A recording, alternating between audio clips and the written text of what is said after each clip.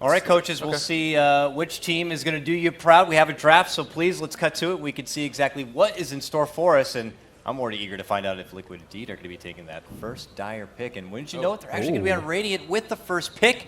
And as you can see, they're going to be leading in with the first grab of the Nature's Prophet. Alliance snag up the Beastmaster Enchantress, and Liquid respond with Invoker. So they actually banned the Lone Druid, even though I felt like they had a pretty good answer for it in the first game. But I guess maybe it's largely due to the fact that they picked their mid so early. Like, I think having the OD in conjunction with the Ursa last game made it an extremely hard game for Bulldog, even outside of the laning phase. So that's definitely a different opening, though, from Alliance. And looks like the stat man was correct. Beastmaster's coming out here. I mean, Liquid still have a very flexible heroes for the start of the draft. They have very good lanes as well, like Invoker, Prophet. And they can play really fast pace. That's the really important benefit of having these two heroes too. You know, but Exalt Invoker might get under too much pressure from Enchantress early. So I'm not that sure that whether Exalt might still be important here. Winter. Blade Mail. Blade Mail is good. Blade Mail is good versus Enchantress. It is. Yes. See? Head coach agrees with assistant coach. But not this game. Oh, come on. Right through the heart. They're taking out the Zeus. It's pretty common when you pick Ench, right? And I guess Beastmaster's not a natural BKB buyer, so. And plus it's like decent deep push as well. Yeah. So basically Alliance right now they need like damage. So I think that the idea behind the Zeus ban is because like when Beastmaster rolls you need someone to finish off the target. And Zeus is also pretty good versus Prophet in case the game goes into more of a split push and Prophet's always hiding in the trees, trying to do his thing. And Zeus can always scout him out. Okay, so I actually had a question for you, Winter, head coach. Answer me this, okay? Head coach. So we see like Beastmaster and Ench a lot and like low health pool heroes. Why don't people play Skyref when you pick those kind of lineups? Because I feel like sometimes the tempo of the game is decent enough to where you're not going to get pushed down super fast, but you can still find good combos with it. And plus, Void's been being picked a lot too. So. Yeah, but I think that Skyraf is pretty one-dimensional hero. Like he is a support that doesn't really scale that well throughout the game. He's good in the laning phase, but after that he doesn't really compare to maybe something else like a Shaman, which can provide more in terms of objective. You want to take objective. Sure. That was an instant Oracle pick. Yeah, that was a quick instant counter to the Batrider. Like, okay, I want to pick it's Batrider. counter to both, right? Beastmaster as well. Oh yeah. So it's pretty good here, even without the bat. Alliance have very heavy single target focus right now, so that's a bit worrisome. And they have a lot of summons too, like Nature's Prophet and Invoker. Like you got to deal with all those treants, the Forest Spirits. Like this is. I would say this is one of the few teams though who I would be okay with running that kind of like pick style, because S4's bat in the past has just been known to be like ridiculous, and if you have Beastmaster Hawk Vision as well. I guess you put Loda on Spectre, right? This game. Spectre seems. Yeah, because you need a hero that's gonna carry the whole team. Because S4's on bat, Bulldog's on Beastmaster. You need a hero that is a strong carry that can, because you have 4 heroes that's gonna make space for you. And you always need to scout out the Oracle. I think that the Spectre kind of fulfills all those roles if they don't have the Zeus on their side. But what else would you, if you don't want to go for Spectre, what else would you go, Ben? What else would you want to play? Would like something like a PL? Anti-mage? AM? Yeah. AM's okay. Yeah, I actually like AM. Yeah, AM or Spec would be my 2 choices for them. They need a heavy carry though. So this is a very heavy call. This hero hasn't been played either, right? Has it been picked at all? I don't remember seeing it on the list of not picked. I don't think But I I saw don't a remember Naga seeing game. it being played either. Yeah. So. Maybe it was played like one game and I Yeah, just didn't see it. might have actually seen the hero one game. One Not game? sure. Maybe Okay. just one. I'm not sure. I might be wrong. So, but overall, the general idea is to have a hero for loader that's gonna farm the whole map, push all the lanes. Because when you push all the lanes, Beastmaster and Batrider comes into play. They can actually catch the enemy heroes. So this is a really good pick here for their lineup. It's a bit different with the Spectre, because Spectre you want your team to fight and then you go in. But this one is more like you push out the lanes so your team can keep catching and catching and catching. Yeah. What do you think about Disruptor as the last pick for Alliance? I was actually thinking Shadow Shaman would be really good. Few disables. I think it's hard for Liquid to punish the laning phase right now with their heroes. I think both would be really nice with their lineup. Yeah. Disruptor would have synergy with the Song, and it's good in the lane. They have Glimpse as well to set up the kill on the Prophet if they need to. I mean, overall it looks alright for really good for Alliance right now. I guess when you have a lot of choices, you know your draft is pretty good, right? Yeah. And for Liquid, they're looking for a support plus. It might still be a safe lane Prophet, right? What do you guys think? If they go aggressive, they're playing into Ench Naga +1. That seems doable, but I don't think Oracle's like the best aggro hero. That's like my only concern. They do have Prophet though, so maybe that's okay. So would you go anti-mage for Matumba Man against Naga? Yep. I would. You would? Yep. Yep, I would. Dude, I love AM. Come on. He's like one of my favorite heroes. Oh, they're going to take the Shadow Shaman. Okay. It's like becoming more clear that what actually Liquid wants to do right now with the Shaman pick. They probably want to push very hard because against Naga, you don't want a game to go late. That's number one. So you want to take as much objectives as you can. So Shaman, Prophet, and probably even an Exalt Invoker, so you can just keep pushing and taking objectives. That might be really good for them. And Alliance is also right now worried that it might happen. The pace of the game might be too fast, so they are banning out a carry that is fast-paced. Gyrocopter. Isn't Juggernaut more worrisome though? I think Juggernaut's way more worrisome. But Juggernaut is better at pushing. Yeah, I think you're more worried about, like, their team fight's okay, like Naga Siren in 3-minute cooldown ultimate, you have Oracle to deal with the 2 single target ultimates. I think you're actually more worried about reaching the high ground than winning This game? Do you think that's too much? It's very all in. Probably. It's very good against Naga in the mid game. They have defensive. I like the ability for idea. him in Oracle. It's pretty good versus Enchantress as well, because you Yeah, have so kills much Ench very spell burst. easily. Good synergy with Shaman in lane. It's very difficult for Beastmaster to lane against that. If he gets shackled, he actually dies. I like it. I just don't know if Liquid would full commit to. Has he ever played the hero? Matumba Man plays Lesh. Oh, he yeah. plays a Great. really good Lesh too. Yeah, this is awesome. That's why I was thinking it, because it is in his like active hero pool. So is there by any chance the Naga can be a support for Alliance? I mean, it was an EGM Classic back at TI3 What do Alliance. you guys think? Like, I think it could be. Okay, but it's not. But it's not. Dazzle. Another, Dazzle. what used to be very familiar face, but just hasn't seemed to pop up in recent time. good lanes right now with the Dazzle. So Dazzle, Trey, yeah. Lash Rat. See It that still are- seems like really good picks for them now. Necrophos, though. It's still a really good pick in Is- terms of pushing. Yeah, it's, It's really more good for with a Oracle. core that has a lot of sustain that they can push. Yeah, it's more of the Yeah. idea, what they want to do in a game. They It's wanna not push. about. Draft. I'm pretty happy if I'm Liquid right now. I think if they get away with their safe lane and get their level 6s on the supports, they are in a very good position to actually win this game fairly early. So I can't get out of the mindset of the assistant coach, so I'm still going with Liquid. Nice, nice.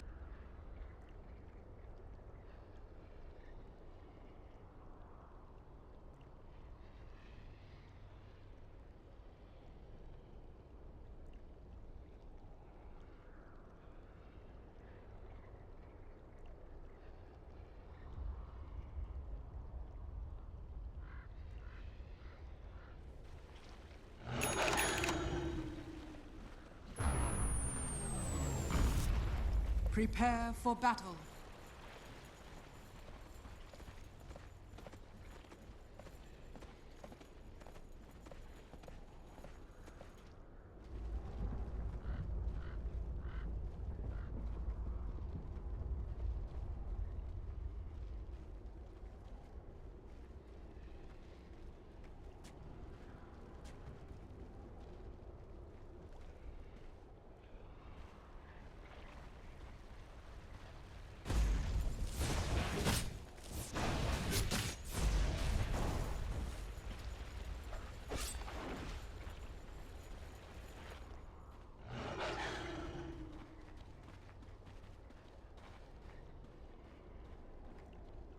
Thirty seconds to battle.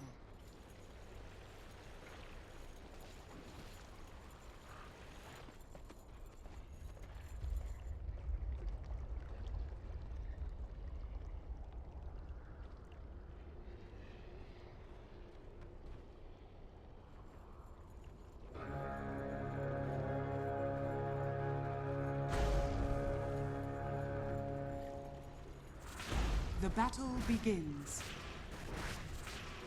On the side of Alliance, though, typically they run a lineup with either S4, like when Bulldog's on the Beastmaster, normally S4 is more a carry type mid, but this time around they've kind of got 2 tempo controllers, which does at least protect the Naga and is good for fighting early, giving Naga some time to come online, but I just don't feel like they have enough team fight around the Song of the Siren to be able to defend against those early Liquid pushes.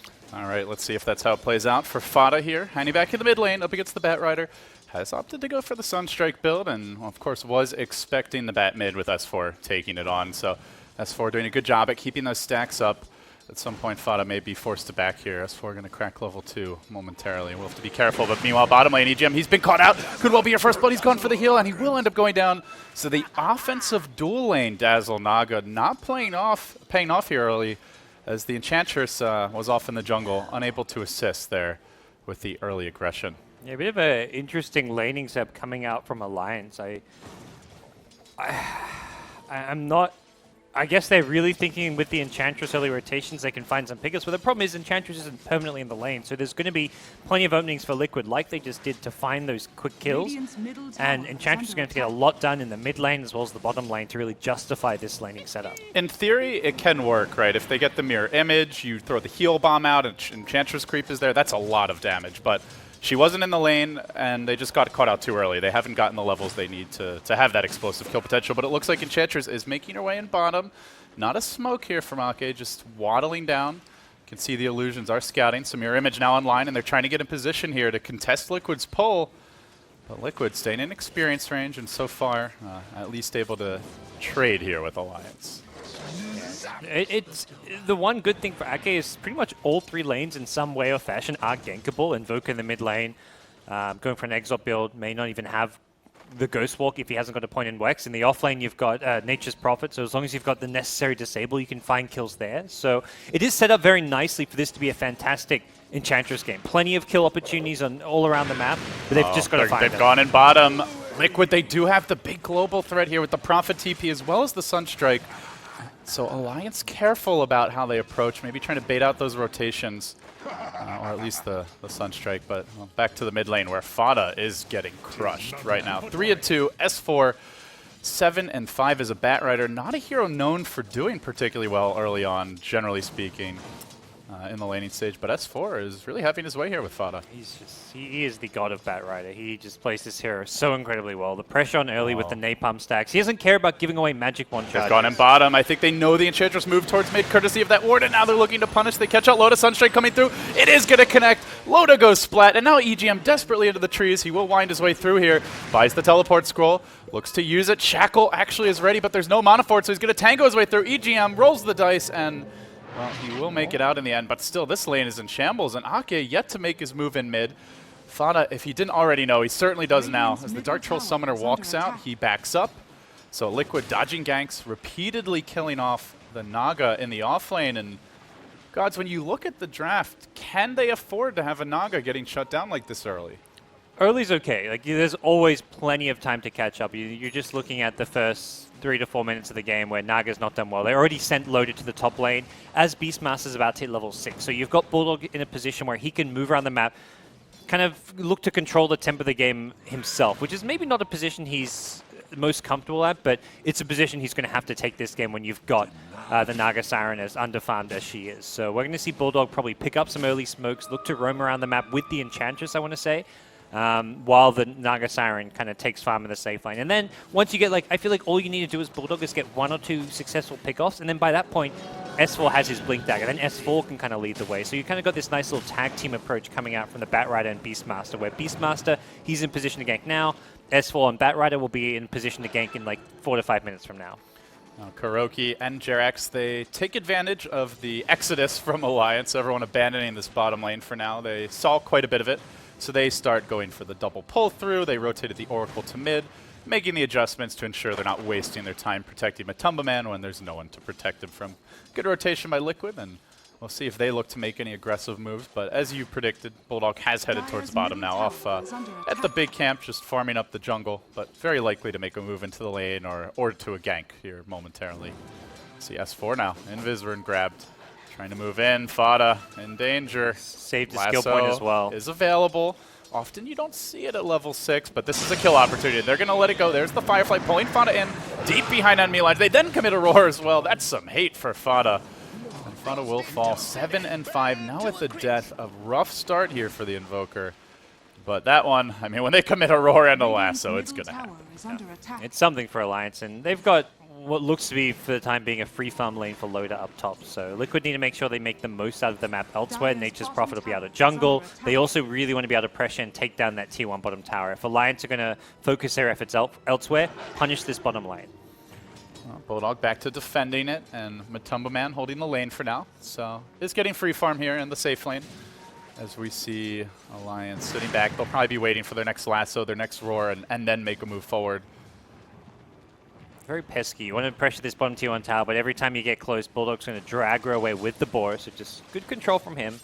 Keeping that tower nice and healthy, so it's not really Liquid able to take objectives, it feels like, until they maybe get the level 6s on their supports. So maybe they'll see some emphasis put towards Shadow Shaman getting level 6, even the Oracle level 6, a nice counterplay for the Beastmaster as well as Batrider ultimates. And it seems like that's kind of the plan. You see Kuro here just chain pulling together through the jungle. More than anything, I think right now Liquid's kind of next step is getting level 6 on their supports. Yeah, and those are both very big level 6s. Having access to the wards, the false promise could be a real game changer. So S4 now closing in on the Blink Dagger, 500 gold to go, and Alliance have definitely stabilized here in the laning stage. The offensive duel or tri-lane, whatever you want to call it, it was backfired completely, but they've rotated the lanes, they've made their adjustments. Bulldog with the Iron Talon, able to eke out farm in the jungle. He's still doing well here bottom, and they're 3 cores in the top 4 of net worth. So with the Invoker's very poor start mid, the Nature's Prophet yet to make his first rotation with the ultimate. But check out this dire jungle, by the way. There's Oracle Illusions. There was also Nature's Prophet Treants. They're blocking all these camps from spawning. The Treants just expired there, but they are trying to shut down this Alliance jungle play. When you've got a Naga Siren as well as a Batrider, even Enchantress, like, you have plenty of heroes that need this jungle, and that's something Liquid are very wary of. It may even force Alliance to go for more ganks if the farming opportunities become a bit scarcer. But I imagine they're going to wait for the bat blink before they make that move. Yep. So we'll see Liquid group up here bottom. Kuroki, not yet level 6, but he is getting close to it, and they're going to congregate around Matumba Man, pressing forward onto the tower. Not the fastest push here until they get those wards. They kind of poke the tower and say, next wave. Another Treant like battle its way into this dire jungle trying to avoid S4. And they're just like, wading through the Riptide, you know.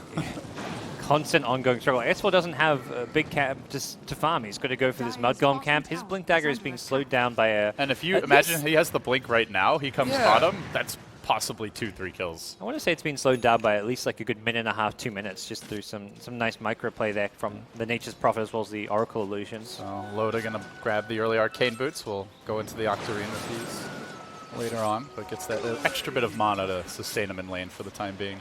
And they're looking for the wrap around here. Nature's Prophet hiding back does have the ultimate ready. S4, well, if you're going to block my jungle, I'm going to steal yours is the call. And with that, finally has the money for the blink. Where will he move first? I mean, Liquid are kind of ready for this. They're grouped up themselves, taking the bottom tier 1 tower, kind of a very common trait to see at this stage of the game. And interesting kind of to note, Alliance have actually put a lot more farm on Aki He's this going game. bottom. Batrider's coming in. They don't want to give up the tower for free. Oracle, the man out in front. This is a bit dangerous. S4 has the Firefly. Could make his way forward. S4 just threatening, but instead they're looking for the tower deny. Let's see who gets the last hit. It will be Bulldog with the deny. So doesn't have to commit the lasso there. Doesn't risk his own life, but does guarantee the deny. Radiant's top tower is under attack. So with the tower falling now, where do you think Liquid look to go next? They still haven't got level 6 on Shadow Shaman yet, which I think is pretty important for them as far as their ability to take objectives and push. Even a hero like Invoke, you want to get the double Forge Spirit up.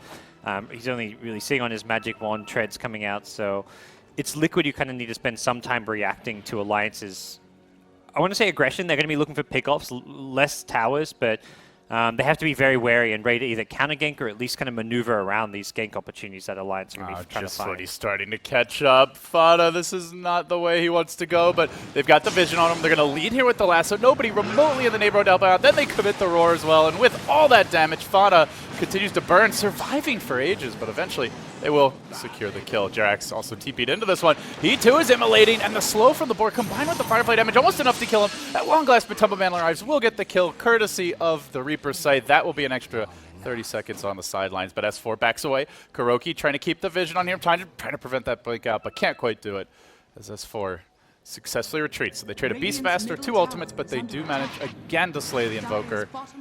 Nature's Prophet looks like he wanted to help out a bit there, but Alliance just got too good of a jump.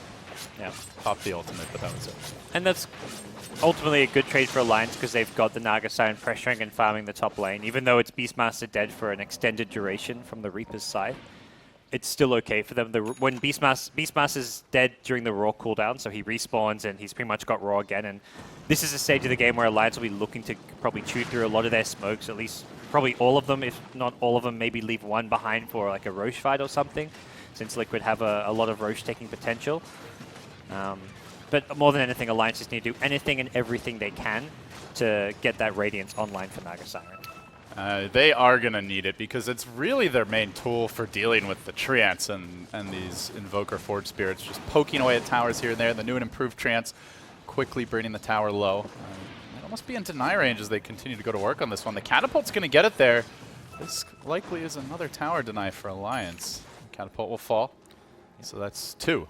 Both denied. The important thing for Alliance is they've got a draft that doesn't really need to be ahead in the early game by any means. It's all about not getting completely snowballed on, where you've suddenly got all your towers down. They just want to try and delay Liquid as much as possible, but they're actually farming very well on all 3 of their core heroes. So I feel like this early game is going much better than you'd even hope for in Alliance's situations. You see these Naga Siren drafts come back from 10k gold deficits just because by nature you can stall out for so long. You can creep skip waves. You can just split push lanes, and it's so pesky and annoying to deal with. So I feel like there is going to be pressure on Liquid to get something done very soon, especially now that they've got the ultimates, the level 6s on both their supports. And it's going to be tricky. Like, imagine they take some of these outer towers. You try to go high ground against Alliance. They have the Hawk to give them vision, as we see Liquid here smoking them.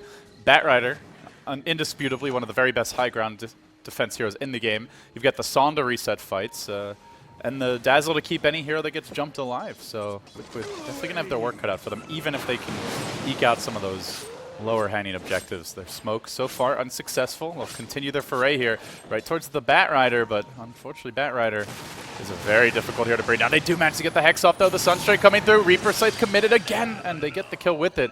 Down for 70 this early. That is a big deal. S4 does tank the gank. I guess for Alliance it could have been worse. Could have been the Naga, but still a big kill going the way of Liquid. Yeah, down for 70 at a stage where he's got Lasso, and he wants to be creating space for Loda farm, finding pickoffs, and this should lead into Liquid getting towers, objectives. They're actually going to push. Can they even go? Okay, they're going to use the Serpent Wards. I was about to say, there's a tiny chance they could try and really pressure the high ground here, but dropping the Serpent Wards here looks like just a tier 2 tower, but still a good objective for them to be claiming at this stage.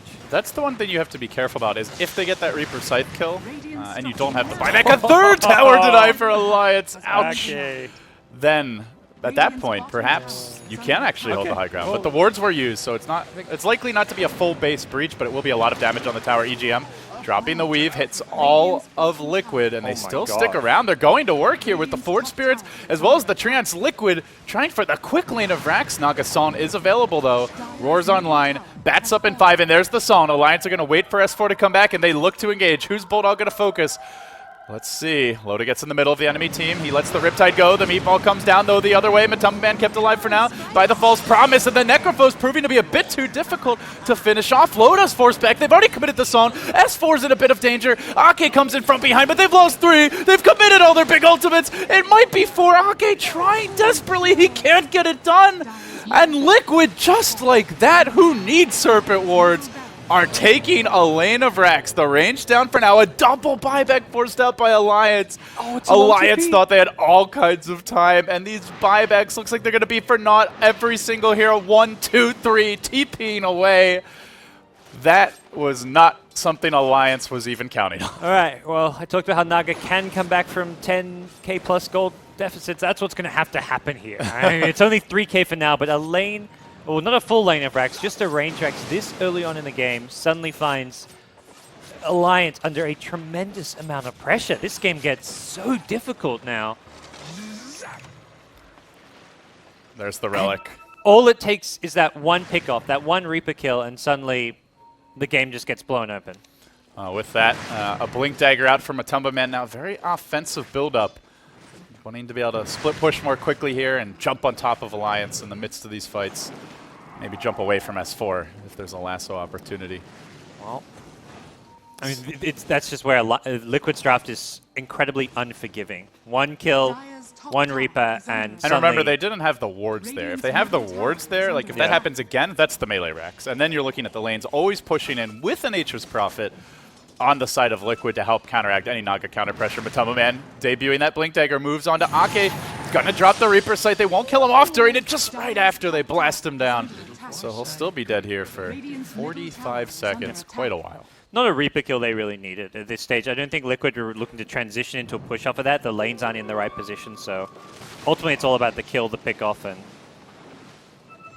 Alliance very close, narrowing in on that Radiance, but... Well, they didn't lose melee racks. They lost a tier 2, a tier 3, and a ranged. It was definitely a lot of ground, but as far as the map control goes, they didn't lose the big boy. We'll see Weave pop down here. Rather aggressive positioning from Alliance. They want to draw Liquid back. As the Batrider, meanwhile, is duking it out with the Nature's Prophet off in the jungle. They commit a Sprout here. Drums getting popped. S4. Sunstrike coming through. He stops to throw the Flame Break. That's going to get him killed. Liquid snipe him out. Couldn't have known, but a great shot there by Fada.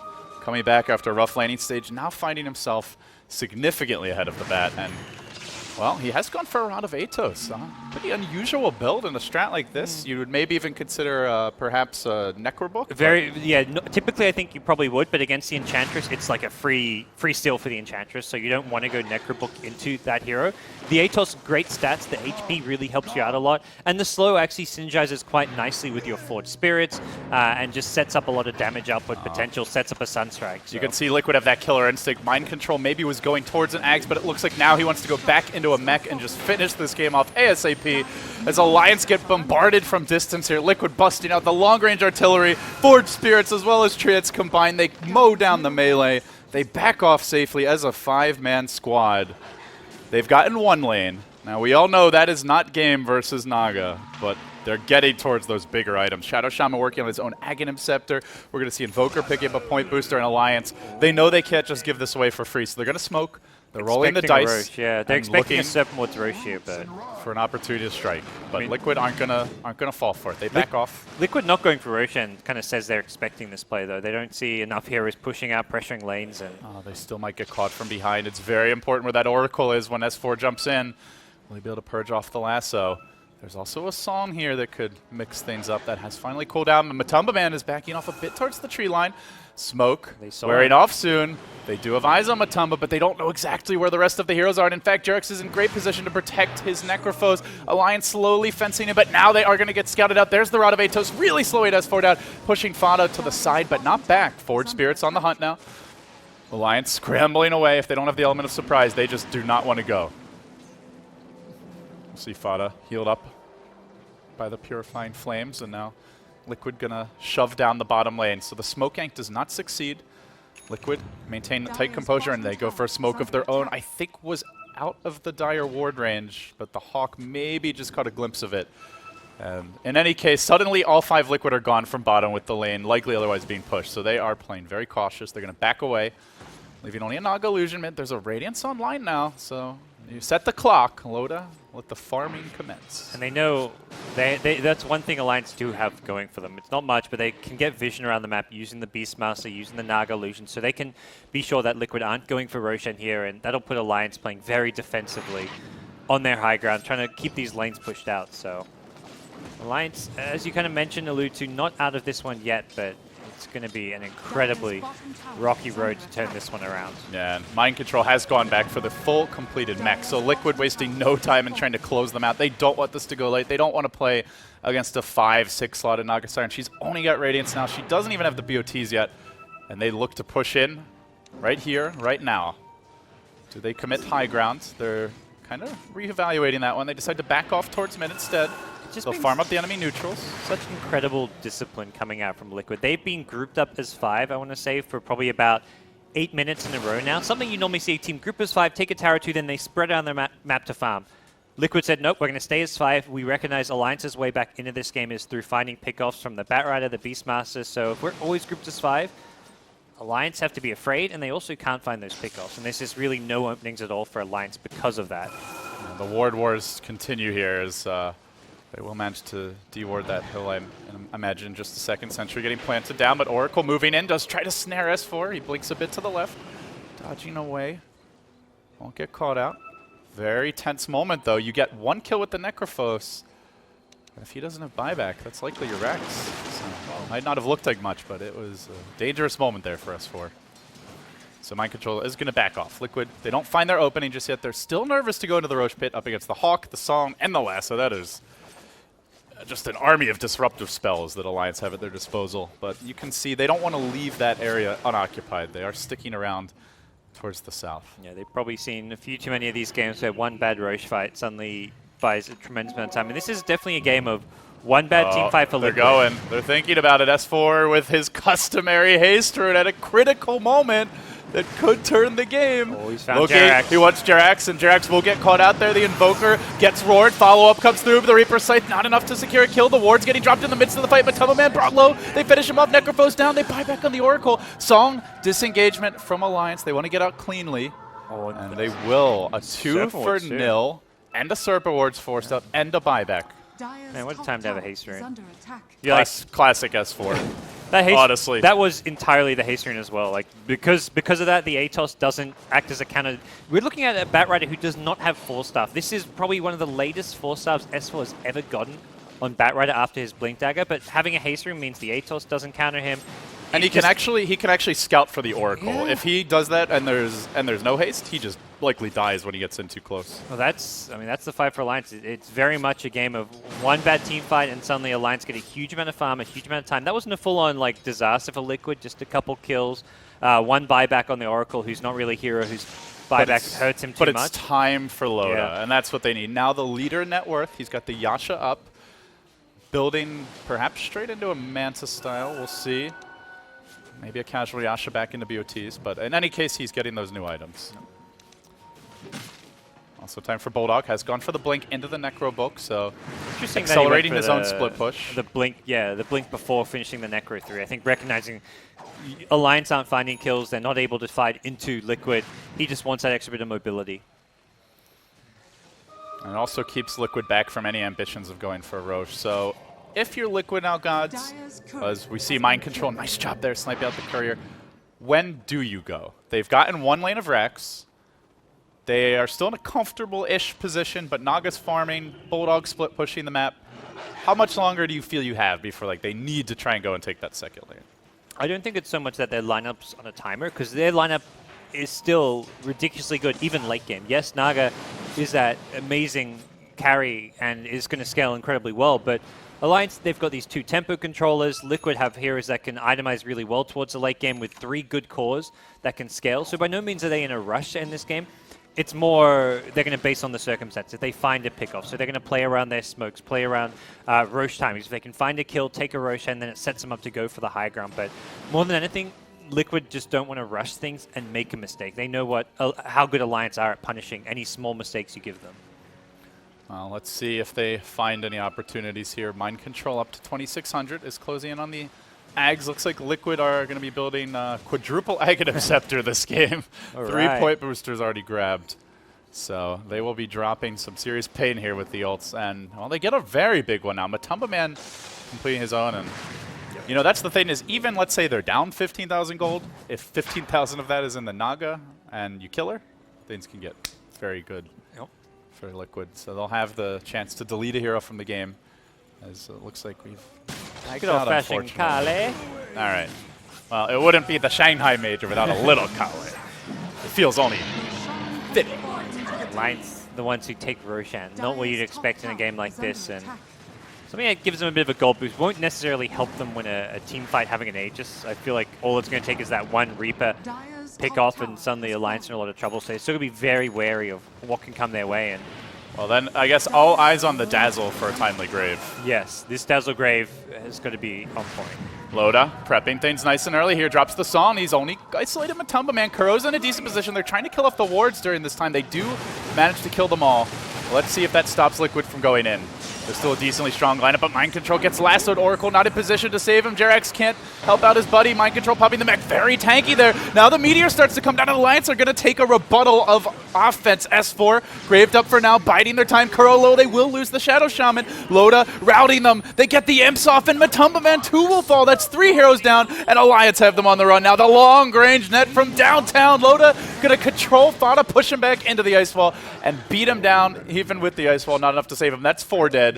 And this was the chain of disastrous events that Liquid were afraid of, and now they're happening. Jerax turning on Ake, wants to nuke him down. He gets him. blasts him away there with the Purifying Flame. So he gets the 1 counter kill. Okay, a little overeager, but a massive win for Alliance. Yeah, there's the one bad fight. There is Alliance being not just thrown a lifeline, but it's great use of Son as well. Just Son, kill the wards. That's and that's an Aghanim's wards. That's a huge amount of damage. Yeah, taking out those wards and then recognizing that we're going to be able to capitalize on the subsequent fight that follows. So absolutely impressive execution coming out from Alliance there on the high ground defense, and this puts Liquid in a really tough spot. Now I feel like they're going to go into kind of plan B, which is going to be much more playing around the smokes, looking for a pick-off with the Aghanim Scepter, and that Ag's Reaper is kind of their late game strategy in some ways, where they've got to find a kill, turn it into a 5v4, then go for another high ground push. But at this stage, Naga has reached that massive farm where going for any kind of just straight up 5-man push like they've been doing up until now is just not going to work anymore. They have not managed to break through that second lane of rack. Still tier 3 standing, top and bottom for Alliance. Those are towers they really want to protect. Does see Mind Control completing the Aghanim Scepter, so he'll have more firepower here to keep the lane shoved out. But at the same time, Loda, he's gained some mobility now. He's disassembled his Arcane Boots, Octarine likely coming here fairly soon, and has managed to complete the Boots of Travel. S4 with his own pair, so they've got double BOTs. I imagine Bulldog will have a 3rd pair if he hasn't purchased them already. They'll be coming fairly soon. And once they've got triple Boots of Travel, it will be very hard for Liquid to stop the split push. It's getting to that point where map control is going to be public enemy #1. I think Liquid, need to go back towards some catch items, getting the blink on Shadow Shaman, and even, I don't know if Invoker wants to consider, he's going for a Shivers here, so he still wants to go for the more 5-man oriented items, but... Could even maybe be an AC if they just want to that's true. Try and batter down some towers, but either way, Radiant's bottom tower it is just under feels like attack. Alliance are in their comfort zone now. Yep. They are in danger of losing the game with one really good Reaper, but barring that, the tempo is theirs. And Alliance have just played so many games with Naga Siren. I mean, you talk about the Bulldog heroes and how they kind of define Alliance. The one other hero kind of player combo that defines his team to me is that Loda Naga Siren, what he brings to the table, and as far as being able to delay out games, take it to the late game. And he's the other concern is it's about to be the level 3 ultimate. Yeah. At which point, that thing is always going to be ready for the push. So if you're Liquid here, they decide they can't go in. They do manage to draw the Naga back, but it's not like they've really gotten any item that's going to change that Psalm setup. No, they need to try and maintain map controls, starve out Alliance in some sense, put Alliance in a situation where the only way they can get farm push out lanes is with the Naga Siren and Loda's illusions. They've got some deep wards up, but they need to just keep the map warded. Any Alliance heroes that try to leave the base by themselves, like if Bulldog tries to go out with his Blink Dagger to push out a lane, you need to punish that. Make it so that Alliance are in a position where they're just kind of high ground defending, pushing out lanes with Naga illusions. Liquid need to make more of the map, get more farm, and kind of turn this into a bit of an economy battle now. Because I kind of go back to, I don't actually feel like Alliance straight up have the better late game here. If anything, at some point Naga gets maxed out and then she's going to start to kind of taper off where she's not going to keep getting bigger and scarier. And we're already at that point where it's very clear Naga is going to be able to do Naga things this game. You've just got to plan to kind of accordingly to deal with that. So maybe this is where you turn back towards, the eventual late game Hex on a Nature's Prophet, Necrophos, some BKBs perhaps. We'll see. Liquid hanging back for now. Mind Control is going to play defense here in the top lane. Alliance, a nice spread over their jungle. They also have managed to establish some decent defensive wards that guard the access points to that woods. Sfada will TP himself away, so they're leaving only Kuroki here bottom, but always the Nature's Prophet that could join the fight. And I guess if you're going to have to fight a Naga, probably no better hero to deal with that split push than Nature's Prophet. Yeah. Might be the Definitely ideal counter, so to speak. Alliance going through a smoke of their own, trying to see what they can find here. Oh, Kuro. S4, he thought someone was in the lane, but little does he know a delicious Shadow Shaman lurks in the trees. Will drag him back straight onto EGM. It's a Shadow Shaman kill. They'll take it for sure. Kuroki down, but does guard his team against a potentially bigger smoke. I really like the gem pickup on Naga. I think Alliance kind of recognizing a bit of what I talked about, where Liquid want to try and control all the map, have that deep vision up so that they can keep lanes pushed in. Putting this gem on Naga, anytime those illusions are going out, you're going to be able to just spot, find wards, take them out, and just use it to kind of keep some map control of your own. Mind control. Just playing the keep away game. We'll see Alliance after that kill are going to move more boldly into the Liquid Woods, and Bulldog going to clean up some illusions. A lot of random junk Liquid are sending their way, but Alliance are dealing with it nicely. And for Naga, that junk's precious. All of that is adding to her Radiant's coffers. bottom tower is under attack. Yeah, I'll take some forward spirits here, some Treants there. We haven't seen her Adds up. reach full split push mode yet. The rat will intensify. Oh yeah, that Octarine. Now with the match style, Octarine can only imagine is coming up as the next pickup. Liquid, they want to make a move here. They're sweeping around. Coming from behind, Alliance starting to suspect this, but they've got the Bat Rider here in great position to break up the smoke. Let's see who gets the jump. S4, he scouts it out, he blinks away immediately. Kuroki zaps him, but couldn't get in range for a Hex or any form of control, and now they look to go back in perhaps. Oh, S4 decides he doesn't need to. They most importantly dodge that gank. He'll Song, cover the path of retreat, and all of Alliance will TP home. They do not want to risk giving up a kill and giving up a Rax to the Prophet, but they won't give up anything.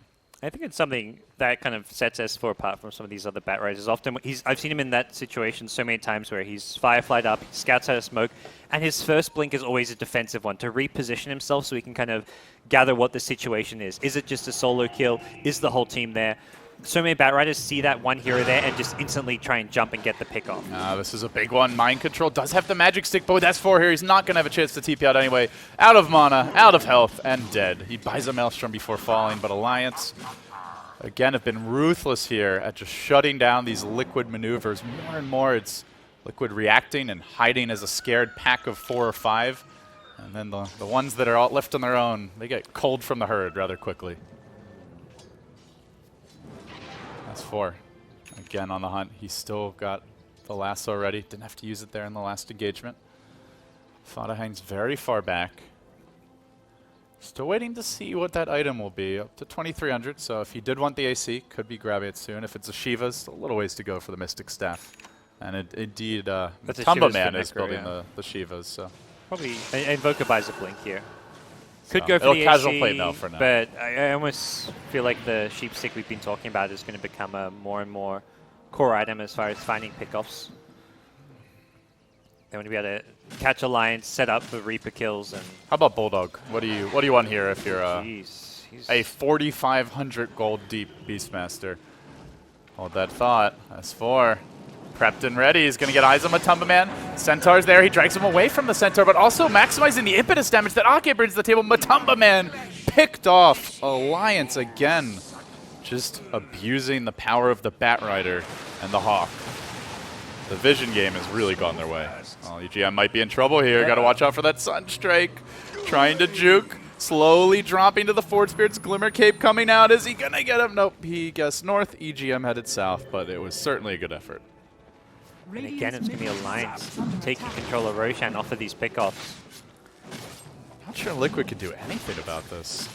Low Not even remotely in position. Low just got money for Octarine, Bulldog, 5k gold. They've got so much money banked up. They're controlling the game. There's 10k in net worth not even being spent right now. So this game only gets more and more challenging for Liquid as we move forward. Everything's starting to come apart at the seams now for Liquid, giving up another Roche, guaranteeing Loda likely another 4 or 5 minutes of farming uncontested. So that Aegis is near expiring, and it's a completed refresher, or Bulldog going big here with the items. So now there's a lot of extra lockdown to worry about, and yeah, they've got the Oracle, but the Oracle can't purge all their disables off. Late game, I'm not sure Oracle's the answer. Just get the Refresher Oracle. Haven't you seen the Refresher Oracle before? Clearly not. Neither have I. This is the Blink Dagger Aetherland. This is the time for it, maybe. I don't know. Maybe wishful thinking. But they might need something like that, and it's not the Octarine, actually. It goes into the heart, so keeps himself even more durable. Yep. And I guess just kind of deciding there's enough uptime on his illusions and they're controlling the tempo. It's more of in some ways, just a fighting, push-oriented item, making your illusions that much more tankier. And with that, Liquid are going to be the ones getting pressured now. I just don't feel like Liquid can actually impose themselves on the map in any way whatsoever. Can they try for some split push? You're up against the Song TP. And Alliance bat. will always be able to defend it. Like, it can maybe slow down Alliance's push. Like, you've already got a couple heroes heading up top. Prophet's already TPing it. So, yeah, they can split push, but I don't see it. I don't see them putting themselves in a position where they're going to be able to find a good trade. Here's a big, bold jump by S4, just flapping over the middle tower. Not a care in the world. He sees a couple top, and Alliance know that Liquid are going to try to go for the split push, so they try to grab Matumba Man, but quick reactions there by the Oracle, cancels the lasso. No real harm done, though, as Alliance, if need be, can just go for the Song TP out. Back themselves to safety. Loda there with the Song. That's a concern for Liquid. They don't have anything that's long enough range to actually stop his TP out. So he guarantees the team's escape. And there's kind of the trades I mentioned. It's not a good trade for Liquid. They lose almost their full tier 3 tower and dealt like less than 100 damage to the top tier 3, which had already taken a bit. So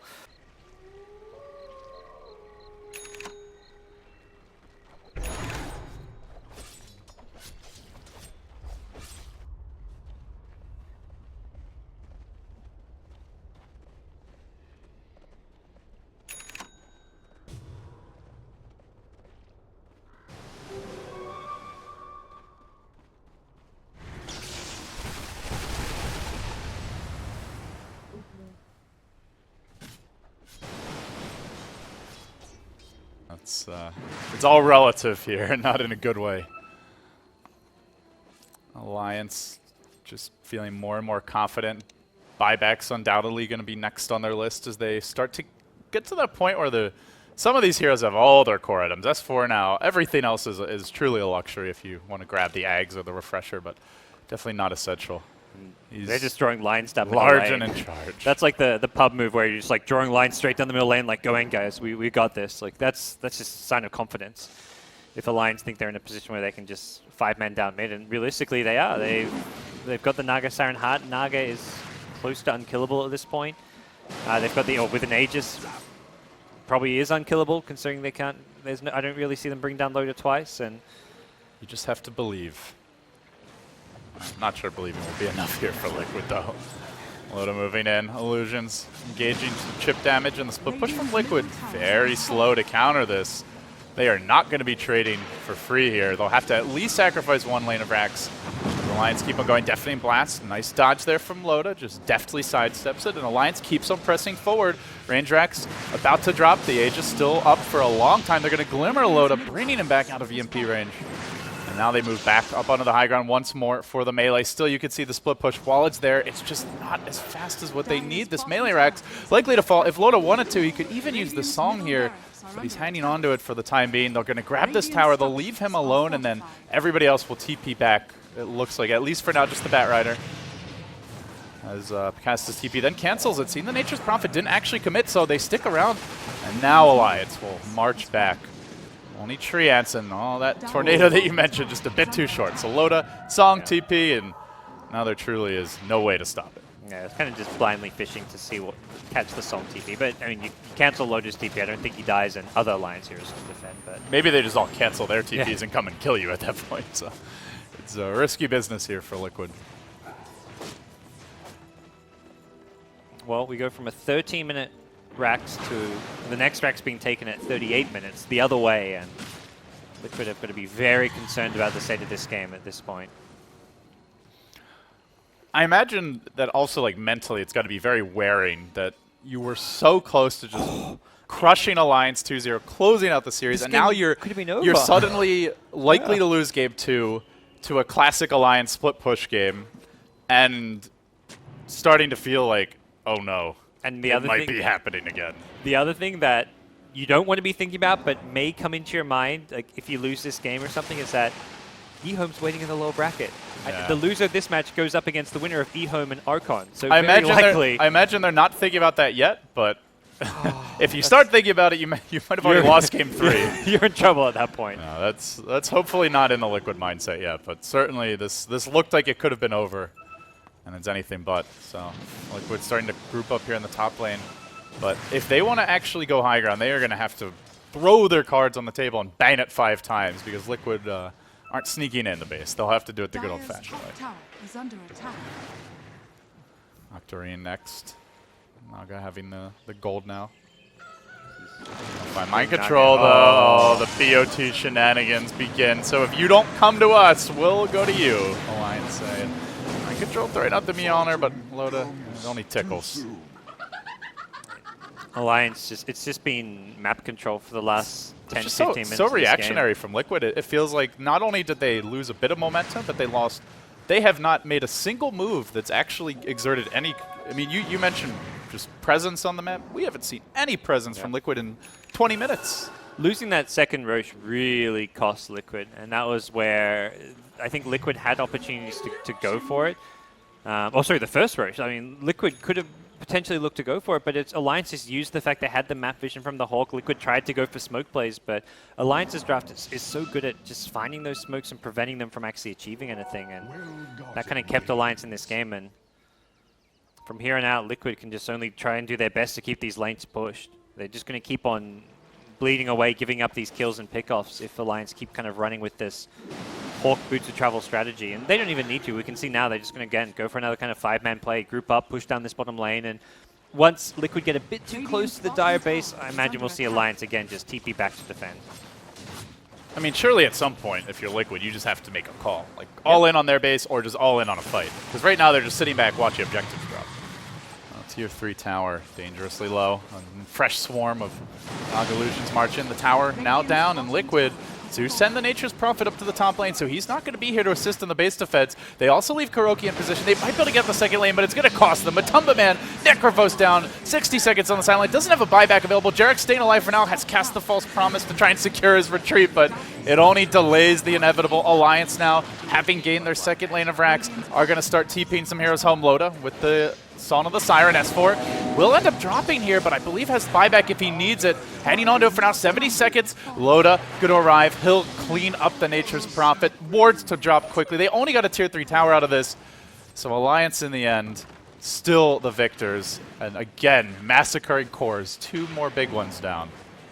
Just great shot calling in general. Like, you look at what S4 is bringing to the table right now, it's this decision making as an in-game leader where Alliance are getting Arax, Liquid's getting a tier 3 tower. Previously, it was Alliance getting a tier 3 tower, Liquid getting no real damage on a tier 3 tower. Every single time we're seeing this kind of push and counter push play, it's always Alliance getting more damage done, getting closer and closer to their kind of win condition, and Liquid just seem to be slipping away from having any way to win this game. So Octarine Invoker, just going for that kind of late game Invoker, spam out as many spells in as short amount of time as possible. I'm not sure I really like this pickup. I almost feel like a refresher may have given him a little bit more, just as far as being able to use your combo multiple times in a row, getting the full Chaos, Meteor, Tornado, Deafening Blast. But at this stage of the game, it's not a game that's going to be decided or come down to items. Well, I'm sure if Liquid could, they'd love to delete all of Lotus items right about now. But barring that, they're in for it. EGM Ultimate Orb. Lincoln Sphere now complete, so a counter perhaps here to the Necrophos ultimate is Kuroki. He was trying to counterplay this and contest in the pit, but he's down to the roar. The rest of Liquid immediately scatter. Lasso is available, and Jerax, well, Flame Break will cancel his TP, so he's likely going to roast here. Cooked up by the Batman. He'll delay the inevitable. He'll head into the midst of Alliance, but he is going to be going back to the well here in just a moment. Pop goes the Oracle, and Liquid, there's just no split push right now to even threaten a base race. Alliance are not leaving any openings. We're not going to be seeing a base race this game. Maybe I'll be proven wrong here, but well, we might see one. It's going to be a very pitiful one. A feeble, inadequate base race if there is one. That's for sure. You know, Alliance have not just. Is it Rapier time? Does our Prophet of Gold for something big? He's trying for it, but it doesn't even matter. I don't even know. Let's be serious here. Alliance. He's food. I don't even think he can Rapier. Poise under pressure. Moving through the middle lane. They've got Loda ready to go with the Song. If anything gets even the slightest bit scary, but it doesn't seem like that's the case. They are getting herded back to the well here. As S4 blinks in, they might catch him out. Reaper's Sight is going to delete him for 100 seconds. He can't buy back. And they will Song on Loda. As soon as one hero dies to the Reaper, they say, we don't even want to risk it. We'll just wait until he respawns naturally, and then we'll try again. Yeah, a bit of perhaps expecting the Dazzle to be able to back him up with the Grave, prevent that from happening, but he was in so deep. I mean, he did blink basically into their well. So I think S4 was rolling the dice, that's for sure. Whatever the didn't call get the was, BKB off either. kind of hard to know what the call was in the team. Like maybe there was something where EGM's like, oh, I've got your back, or maybe he's saying, don't do that. So whatever it was, EGM Alliance smacks him on the back of the head and says, get in there, Gustav. I got you. Yeah. It's It's like, oh, Gravy, don't worry about it. Whoops. Oh, gravy. Just kidding. Dead for a minute here. They'll have one more song during this time to further stall it. This might be the opening. I mean, we mentioned if there's one way Liquid could possibly get back in the game, it would be on the back of that Aghanims. But by the time they breach the base, Bat will be very close to respawning. The scary thing is the Necro Reaper also comes up before the Batrider respawn. They so could have 2 heroes dead Yeah. with the Reaper kill. Won't be the Naga, though. She's got the Aegis for now. And if the Grave is timely, it's not going to matter. The illusion wave skipping just going to make this more and more difficult for Liquid to find that opening to get any racks. Bat's almost back, so this is looking like it's not going to accomplish too much here. The wards get dropped down, but they don't really want to move in. Song comes through. Liquid will be held in position. Matumba Man gets caught out. Wards cleaned up. Massacred, really. And Batrider about to respawn 8 seconds ago. Well-timed blast there by Fada to force Alliance back, but Bulldog blinking forward, finds the opening there, gets off the roar. Matumba Man will be cleansed and purged off by the false promise, but they lay into him from long range with the impetus. Might as well throw out that Reaper. Matumba Man into the tree. Again, he'll pop. The false promise is just not enough here to keep heroes alive. Alliance, they weather the storm. They lose a range Drax out of it. They get a lot of gold. They'll get to push out all the lanes, and Necrophos is going to be dead for 50. Had that happened closer to the Alliance base, could have been different, but it literally happened in the Liquid well. Yeah, they're just trying to like chip away, slowly try and get back to even. They've taken the 1 melee racks in mid lane, but still a melee standing at top. It's still like, it's very slightly doable for Liquid, but it's going to take like more. They're going to have to capitalize on the tiniest of tiny little alliance mistakes. And the key thing is that it's preventing the Grave. If they can put themselves in position where they disable the Dazzle while going on somebody else with the Reaper, that's the big way Liquid turn this game around. Creeps are at the base bottom right now. Liquid are threatening, but Alliance are already there. Going to work here on the tier 3 tower. Looks like they're going to try and grab Mega Creeps. Necrophos out of the picture for 10 seconds. And Loda up in front. Alliance close in here on Megas, and with that, could be a game changer. Out comes the Meatball together with the Deafening Blast. They are going to manage to break that Lincoln Sphere, but he's still holding the Aegis. They don't want to overcommit onto Loda. Slowly working him down. Blink forward from Matumba Man to the midst of the enemy team. He drops the Reaper. It doesn't kill off EGM, and now with the Reaper down, they're really in for it. They do manage to grab the EGM kill. He instantly is able to buy back the Loda. Scrambling the retreat. He'll pop the ultimate. Song retreating out. Nature's Prophet unable to clear out that bottom racks. He did have to come home and try and help as Fada fishes. He will find one. He gets the Ake Enchantress. They're going to hex him. They don't have the Reaper, so they can't delete him, but they can kill him off. S4 could be next. Tries to stall this chase. They get the Ake kill. Hunting for more. Mind control in position. S4 is going to drop as well. He has buyback. Ake does not. And Liquid find 2 on the way out. They still hold the racks. Nature's Prophet did bring down the tier 3 tower here in the bottom lane. A massive gold swing, as they are that far behind. I think over 20,000 at this point. Liquid are trying to be Alliance right now. Like that's all. That's how they win this game, is by being Alliance, and they were so close to killing that Naga Siren there too. Yes, she had Aegis, but that Song, she had just enough mana for that TP out. If there's no mana for that TP, I think they can actually kill Loda twice in that situation. So almost a huge break for them. Regardless, they hold their racks. They don't even have to commit the Necrophos buyback to it, and still find themselves in a position where, again, their lineup unforgiving. One Ags Reaper kill is all it's going to take for Liquid to suddenly find themselves taking another racks, getting a bit closer to be in a position where they can actually win this game.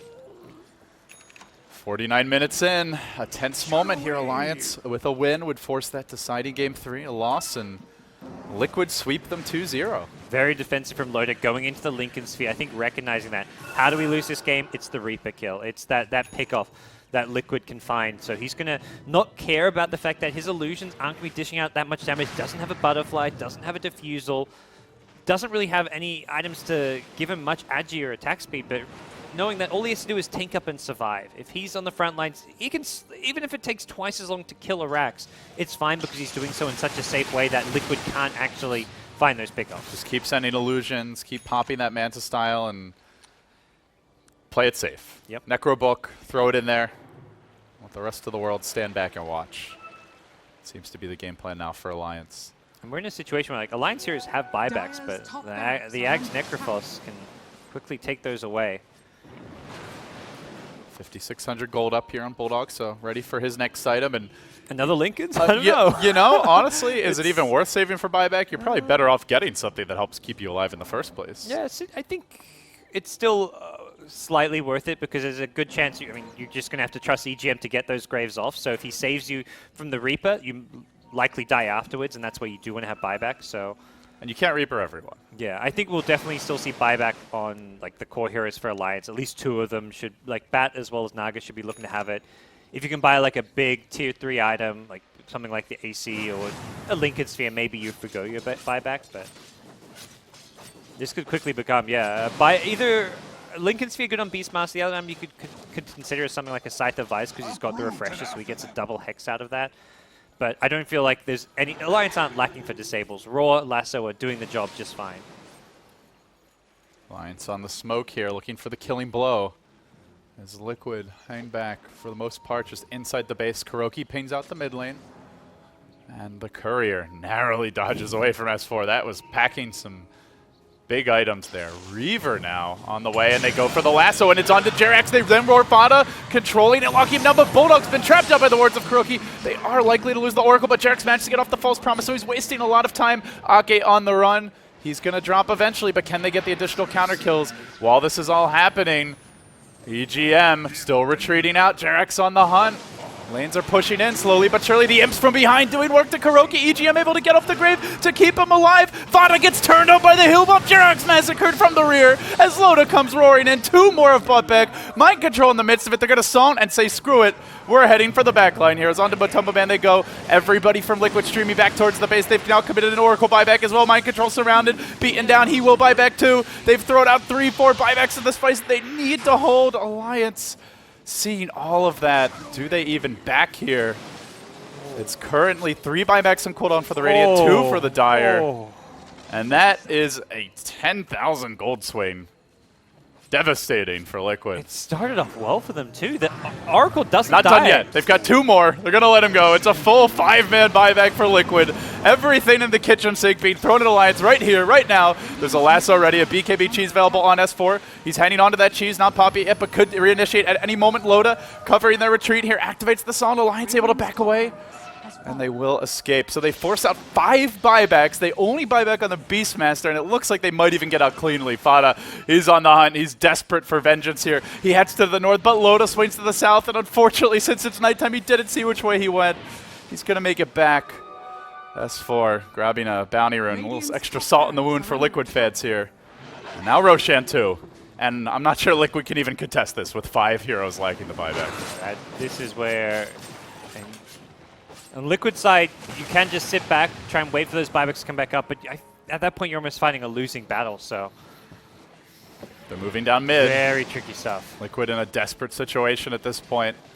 They do still have that solitary melee racks up in the top lane, so it's not full megas, but you got to worry about that. Not that just that, but potentially the throne being run over.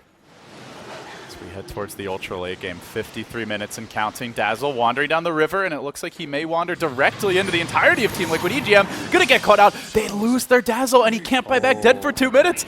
Liquid, they actually have the power play now, 5v4. Even though they have 0 buybacks, they have the man advantage. And they're gonna work on the Roshan here. They want those extra lives that they can't get through the buybacks. They'll try for it the good old-fashioned way through the Rockman. Looks like Alliance might let them have it. S4, though, threatening for the steal play. The Reaper Scythe on cooldown for 50 seconds. It's a moment where you can be a little more aggressive as a carry.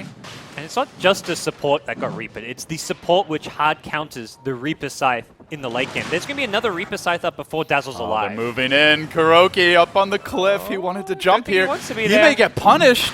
He's the gem carrier as well. Might just need to drop these wards before he goes down. Tornado comes through, though. Will catch out S4. Vada jumps in. He drops the ice wall. The BKB's there, though. He gets roared, and Loda comes in from the side. He's going to isolate Jerax, control Kuroki, and Matumba Man. They're trying to finish off Kuroki to the Ancients. He will get clobbered. Death by the Golem. That's not a good way to go. That's a hero who doesn't have buyback. Down for 90 seconds. Jerax not going to have it either. Goes for the blink out after the false promise, but they're still hunting him. They're running him down. What was a 5v4 power play might turn into a 4v3 the other way. Jerax down as well. He doesn't have it. 75 seconds. They're even going back for the Roshan.